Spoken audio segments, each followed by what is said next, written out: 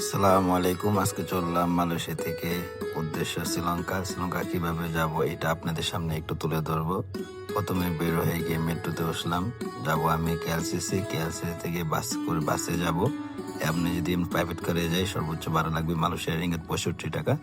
তাই আমি বাসে যাব। বাসে গেলে মালয়েশিয়া টাকা 15 টাকা লাগে। যারা বাসে যাবেন অবশ্যই কেএলসিসি আসবেন। তারপর কেএলসি থেকে বাসে উঠে পড়লাম।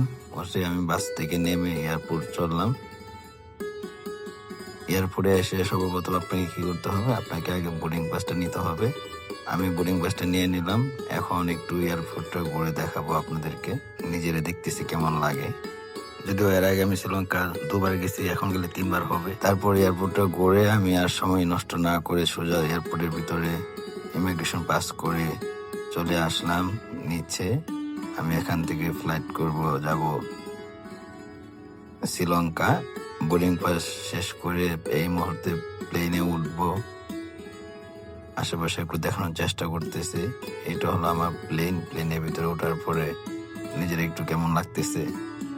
লোকাল প্লেন এত আহামরি সুন্দর না, তারপরে একটু ভালো লাগতেছে। তো সবচেয়ে ভালো লাগছে জানালার পাশে আমার সিটটা দিছে। এটা হলো শ্রীলঙ্কা এয়ারপোর্টের বাইরের দৃশ্য। যারা শ্রীলঙ্কাতে আসবেন অবশ্যই এটা দেখতে পারবেন। আমি এখানে আসছি 3বার। সবাই ভালো থাকবেন।